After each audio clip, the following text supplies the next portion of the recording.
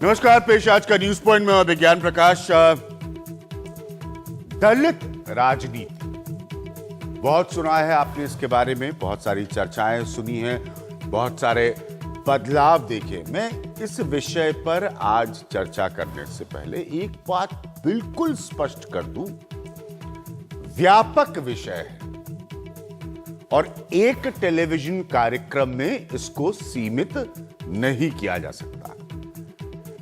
हम आज ये विषय क्यों इस पर हम चर्चा कर रहे हैं? हम इसलिए चर्चा कर रहे हैं क्योंकि डॉक्टर अंबेडकर, आप सब जानते हैं उनके बारे में, उनका इस युग के हिंदुस्तान में मेरे हिसाब से परिचय देने की कोई जरूरत नहीं है। उनका 124वां जन्मदिन है, लेकिन समस्या ये हो रही है कि बयानों की कसकर राजनीति हो रही है। सब जानते हैं कि ये वोट बैंक पॉलिटिक्स है। तमाम ऐसी इंडिपेंडेंट या सरकारी रिपोर्ट्स आती रही हैं और शायद आगे भी आती रहेंगी अगर दलितों की स्थिति में कोई बड़ा परिवर्तन ना हो, कि वो पिछड़े हुए हैं, कि वो गरीब हैं। सत्ता परिवर्तन के माध्यम से उनके चेहरों ने बड़ी हैसियतें हासिल की हैं, इसमें कोई दो राय नहीं है। चाहे वो देश की संसद में रिप्रेजेंटेशन हो, नुमाइंदगी हो, या उत्तर प्रदेश जैसे प्रदेशों के मुख्यमंत्री बनने। हर दल ये दावा क्यों कर रहा है, पहली बात। और दूसरी बात कि क्या वाकई ये दल एक बड़े बदलाव की तरफ, जिसमें आर्थिक, सामाजिक और राजनीतिक बदलाव है, उसको मानने को तैयार है। सबसे पहले बीजेपी के बयान, उसके ऊपर किसी और की प्रतिक्रिया, उन सबसे जुड़ी ये रिपोर्ट। जब तक भारत की राजनीति में भारतीय जनता पार्टी का अस्तित्व है, तब तक भारत से संसदीय लोकतंत्र को कोई दुनिया की ताकत समाप्त नहीं कर सकती है। यह मैं उनको विश्वास दिलाना चाहता हूं। दिल्ली की करारी हार के बाद बीजेपी के सामने चुनौती है बिहार की। वहां अंबेडकर जयंती पर चुनाव अभियान शुरू कर बीजेपी ने साफ कर दिया कि नीतीश लालू के पिछड़े गठजोड़ के मुकाबले वो दलितों को साथ लेने की कोशिश में है। देश भर में बीजेपी ने अंबेडकर जयंती पर कार्यक्रम भी किए। हालांकि पार्टी कहती है उसका इरादा राजनीतिक फायदा लेना नहीं, बल्कि एक राष्ट्रीय प्रतीक को सम्मान देना है। हर चीज़ राजनीति की नहीं होती, और ख़ास तौर पे वो व्यक्ति जिसने संविधान को लिखा हो और भारत के निर्माणकर्ताओं में अग्रिम रहा हो, वो पूरे देश के व्यक्ति हैं और पूरा देश उनका है। जबकि कांग्रेस का आरोप है कि बीजेपी अंबेडकर के नाम पर राजनीति कर रही है। बाबा साहब की ऊंचाई तो वो ऊंचाई थी जिसको कुछ लोग, हमारे जो विरोधी दल है, उस ऊंचाई को थोड़ी सी कम करने की कोशिश कर रहे हैं। लोकसभा चुनाव में खासतौर से उत्तर प्रदेश में बीजेपी ने दलित वोटों को साथ लेने में कामयाबी हासिल की थी, और उसके बाद हरियाणा विधानसभा चुनाव में भी ऐसा ही हुआ। बीजेपी को एहसास है कि कांग्रेस और बीएसपी को अपनी ताकत दोबारा हासिल करने के लिए दलित वोटों की दरकार है। वो इसे रोकने की पूरी कोशिश कर रही है। देश की दलित राजनीति ने जो दक्षिणपंथी मोड़ लिया है, उसका फायदा सीधे तौर पर बीजेपी को मिला है। आज बीजेपी के पास सबसे ज्यादा दलित सांसद और विधायक हैं। अंबेडकर का नाम लेने के पीछे उसे दो फायदे नजर आते हैं। पहला तो अपने मौजूदा दलित वोट बैंक को ज्यादा मजबूत करना, और दूसरा एक बड़े राष्ट्रीय प्रतीक को अपने साथ लेना। दिल्ली में कैमरामैन पवन कुमार के साथ अखिलेश शर्मा, एनडीटीवी इंडिया। तो मेरे साथ प्रोफेसर विवेक कुमार हैं, जेएनयू के बहुत वर्षों से। विवेक कुमार, अंबेडकर की विचारधारा पर, उनकी सोच पर, उनके शोध पर खुद काम करते रहे, जवाहरलाल नेहरू विश्वविद्यालय से जुड़े हैं। आप कई बार इनको मेरे साथ मेरे तमाम कार्यक्रमों में मिल चुके हैं। डॉक्टर अरविंद कुमार हैं, जो कि असिस्टेंट प्रोफेसर हैं डॉक्टर के Narayanan centre for Dalit and minority studies के जामिया मिलिया इस्लामिया में। पीएल पुनिया साहब है, जो कि चेयरमैन है national commission for schedule caste के, और साथ में वो आप सब जानते हैं प्रवक्ता भी हैं कांग्रेस पार्टी के। कुछ देर में हमारे साथ महेश शर्मा होंगे, जो कि भारतीय जनता पार्टी को रिप्रेजेंट करेंगे। वो फिलहाल मोदी सरकार में मंत्री हैं और नोएडा से सांसद हैं। बड़ा सीधा और स्पष्ट सवाल है, क्या दलित सालों से इस पॉलिटिक्स में वोट बैंक है? प्रोफेसर विवेक कुमार। बिल्कुल सही आप फरमा रहे हैं कि इसको पूरे दलित समाज को वोट बैंक के रूप में प्रयोग किया गया, उसका इस्तेमाल किया गया। और ये आंकड़े बताते हैं कि जिस प्रकार से उन्होंने विभिन्न पार्टियों को सपोर्ट किया, उसके हिसाब से उनकी आर्थिक और सामाजिक और राजनैतिक शक्ति बढ़ी नहीं। ना ही मैं शक्ति को प्रतिनिधित्व के रूप में देख रहा हूं, चाहे वो न्यायालय। लेकिन फिर वो होता है कि आप आज एक रूलिंग पार्टी में सबसे ज्यादा सांसद दलित हैं, भारतीय जनता पार्टी के पास बहुत सारे विधायक हैं जो दलित हैं, तो आप तब भी कहेंगे कि वो बढ़ा नहीं प्रतिनिधित्व? ये एक राजनीतिक आपके छलावा है। क्योंकि जब आदमी इलेक्ट होता है तो वह मेजॉरिटी वोट से इलेक्ट होता है। भारत की किसी भी कॉन्स्टिट्यूएंसी में, चाहे वो एमएलए की हो, चाहे वो एमपी की कॉन्स्टिट्यूएंसी हो, उसमें फैसला दलित नहीं करता, उसमें सवर्ण समाज के वो वोट जुड़ता है। हाँ, वो वोट जुड़ता है। इसलिए मायावती के वोट को पारंपरिक तौर से हमेशा ट्रांसफरेबल कहा गया है। या कांशीराम पे आपने इतना काम किया है, खुद कांशीराम पे, तो उनके पंजाब में सबसे ज्यादा प्रतिशत था दलित का, और वहां से कांशीराम ने अपनी सियासत शुरू की। तो इसलिए मुझे लगता है कि वोट में एमपी का इलेक्ट होना और एमएलए का इलेक्ट होना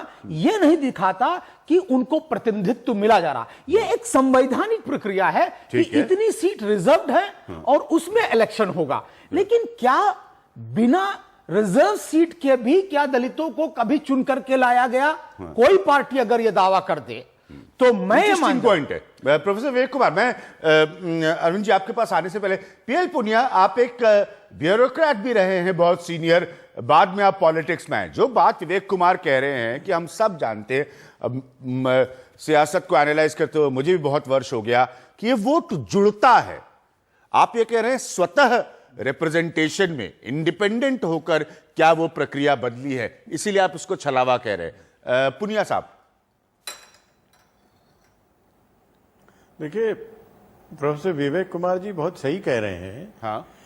ये कह देना कि हमारे सबसे ज्यादा सांसद हैं, हमसे ज्यादा विधायक हैं, वो जो भी चुन के आएंगे, जिसको जो बहुसंख्यक वर्ग है, जो अदर देन शेड्यूल्ड कास्ट है, उसका समर्थन जिसको मिलेगा वो जीत के आएगा।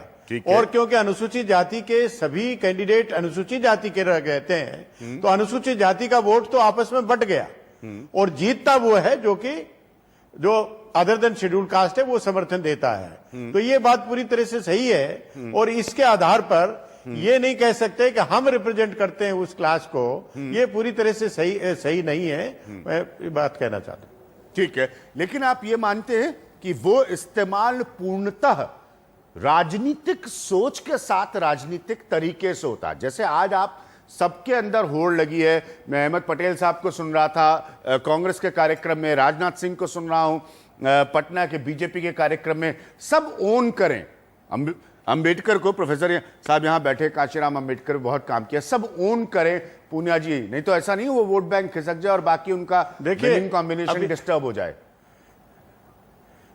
अभिज्ञान जी, जो बाबा साहब डॉक्टर भीमराव अम्बेडकर जी ने जो संविधान सभा की आखिरी सभा हुई थी 26 नवंबर 1949, उन्होंने कहा था कि राजनीतिक अधिकारों की बराबरी तो आज हम दे रहे हैं वोट के माध्यम से, लेकिन आर्थिक और सामाजिक, जिसका आपने भी उल्लेख किया, आर्थिक और सामाजिक गैर बराबरी ये हमारे लिए चुनौती होगी और यही सबसे ज्यादा जरूरी है। और वो ये इस मानक पर ये देखना होगा कि किसने क्या किया। बहुत से ऐसे दल हैं, ये मैं राजनीति इसमें नहीं करना चाहता हूं अभिज्ञान जी, आप अपने हर कार्यक्रम को राजनीति से ऊपर रखते हैं, लेकिन जो सामाजिक और आर्थिक गैर बराबरी खत्म करने का किस दल का एजेंडा रहा है। बहुत से दल हैं जिनका इस तरह का एजेंडा ही नहीं रहा, जो सिर्फ मान सम्मान की बात करते हैं, लेकिन आर्थिक और सामाजिक गैर बराबरी जो कि जरूरी है, अनटचेबिलिटी, छुआछूत को दूर करने के लिए और बाकी बीमारियां जो गैर बराबरी है उसको दूर करने के लिए आर्थिक गैर बराबरी खत्म हो, और आर्थिक गैर बराबरी खत्म होती तो उसके साथ सामाजिक गैर बराबरी भी अपने आप खत्म होती है। तो ये विशेष रूप से देने की बात है। भारतीय जनता पार्टी जिसकी तरफ से कहा जा रहा है, मैं एक बात और कहना चाहूंगा कि भारतीय जनता पार्टी के द्वारा जो कि जोर शोर से कहा जा रहा है वो सत्ता में है, सरकार के सहारे बहुत से बात करेंगे, लेकिन मैं ये कहना चाहूंगा कि आज तक जितने भी एट्रोसिटीज के मामले हुए हैं, भारतीय जनता पार्टी या इससे जुड़े हुए किसी भी संगठन, उन्होंने कभी भी दलित समाज के पीड़ित वर्ग को कभी समर्थन नहीं दिया, बल्कि इन्हीं से जुड़े हुए लोग जो मनुवादी मानसिकता से ग्रसित हैं, जो सामंतवादी मानसिकता ग्रसित हैं, उन्हीं के द्वारा इस पे एट्रोसिटीज की जाती है। जब मंदिरों में किसी को प्रवेश करने नहीं देते हैं, मानसिकता का आपने इस्तेमाल किया। मैं आपसे जरूर पूछूंगा, आपने मायावती के साथ बहुत करीब से एक ब्यूरोक्रेट के तौर पर काम किया। मैं पॉलिटिशियन पीएल पुनिया से प्रश्न नहीं पूछ रहा हूं, क्या आपको लगता है कि मायावती ने, क्योंकि अभी तक पॉलिटिकल पावर का परचम अगर किसी को मिला है स्थान, तो वो मायावती को मिला उत्तर प्रदेश के राज्य की मुख्यमंत्री बनने का, क्या उन्होंने वो हक दिलवाया दलित को आर्थिक और सामाजिक दायरे में? मेरी बात ध्यान से सुनिएगा। देखिए, मैंने आपसे सही यही कहा था कि बहुत से ऐसे दल हैं जो कि अपने आप को बताते जरूर हैं, लेकिन उनका एजेंडा कभी भी नहीं रहा कि सामाजिक और आर्थिक गैर बराबरी को खत्म करने का वो एजेंडा नहीं है। उनका इलेक्शन मैनिफेस्टो नहीं हुआ। अगर कहीं हुआ, कभी हुआ तो एजेंडा की मैं बात कर रहा हूं, वो नहीं हुआ। वो हमेशा मान सम्मान को आगे बढ़ाने की बात करते रहे। और जब बाबा साहब ने कहा था कि जो सत्ता है वो सामाजिक परिवर्तन की कुंजी है, लेकिन लोग सत्ता में बैठने के बाद समझते हैं कि अल्टीमेट ऑब्जेक्टिव हमारा प्राप्त हो गया। और जो बाबा साहब ने कहा था कि सत्ता सामाजिक परिवर्तन की कुंजी है, सत्ता का प्रयोग सामाजिक परिवर्तन के लिए इस्तेमाल होना चाहिए, और वो अगर होता तो फिर उसका कहीं प्रभाव नजर आता। ठीक है, लेकिन सत्ता तक रुक गए, उससे आगे कोई कार्रवाई नहीं हुई। ठीक है, सत्ता तक रुक गए, आगे कोई कार्रवाई। देखिए, पॉलिटिकली बहुत करेक्ट बातें हो रही है इस वक्त कार्यक्रम में। मैं थोड़ी देर पे आऊंगा पॉलिटिकली इनकरेक्ट बातों पर। अरविंद कुमार जी, माफी आपसे, लेकिन यही मैं जानना चाह रहा हूं कि हमेशा दलित पर चर्चा करने पर ग्राउंड रिपोर्ट्स आपने भी देखी है, मैंने भी बहुत की हैं, वो बिल्कुल अलग होती हैं। चर्चाएं, भाषण, नारे बड़े पॉलिटिकली करेक्ट होते हैं दलितों को लेकर। अंबेडकर जी को आप याद करिए, उनके याद से आप अपने कोई चुनावी अभियान की शुरुआत करिए। और सारी मैं यहां पर बीजेपी को सिंगल आउट नहीं कर रहा हूं, तो कोई कांग्रेस भी वहां ये कह रही है। उसके बाद जमीन पर क्या हो रहा है ये कोई सोचने को तैयार नहीं है।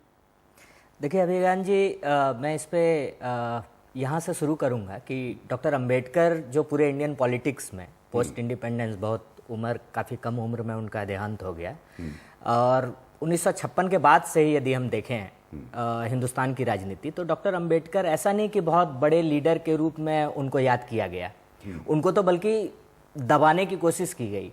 उनके लिए मुझे एक अफ्रीकी कहावत याद आता है कि उन लोगों ने तो मुझे मिट्टी में दबाने की कोशिश की थी, उन्हें पता नहीं था कि मैं बीज हूं और मैं पौधा बनकर उग जाऊंगा। तो उस तरीके से जब धीरे धीरे, आज से 15 साल पहले जब हम जेएनयू में स्टूडेंट थे, तब तक डॉक्टर अंबेडकर के करिकुलम में कुछ चीजें नहीं है। ये तो समझिए कि महाराष्ट्र गवर्नमेंट ने उनके पूरे कलेक्टेड वर्क्स को लाया और बाद में धीरे धीरे उन पर, आज तो समझिए SOAS में ग्रामसी और अंबेडकर के पॉलिटिकल फिलोसफीज पे किताबें आ रही हैं। तो इस लिहाज से अब अंबेडकर हैं। क्यों नहीं, मैं ये कह रहा हूं, अच्छा पॉइंट है। मैं पूछना चाहता हूं, आप इतने वर्षों से विवेक कुमार पढ़ा रहे हैं स्टूडेंट्स को, अरविंद जी, ये परिवर्तन क्यों हुआ? क्यों आपको लगता है कि अब उनको एक अलग तरीके से, विषयबद्ध तरीके से पढ़ाया जा रहा है? बिल्कुल वही मैं कहना चाह रहा हूं कि जो इसलिए मैंने कहा कि डॉक्टर अंबेडकर का जो स्ट्रेंथ था, वो कभी भी जिस तरीके से बहुत लंबे वक्त तक उनको बांध दिया गया कि दलितों के नेता हैं या किसी खास, नहीं मैं समझ, ये वापस पढ़ाने की प्रक्रिया क्यों शुरू हो रही है? वो मुझे लगता है अभिज्ञान जी, सबसे बड़ी बात है कि हमारे प्रजातंत्र को हमें कम से कम थोड़ा बहुत तो सराहना चाहिए, क्योंकि प्रजातंत्र ने जो संवैधानिक अधिकार थे उसके आधार पर कुछ लोगों को जरूर नुमाइंदगी मिली। इसमें दो कोई राय नहीं है।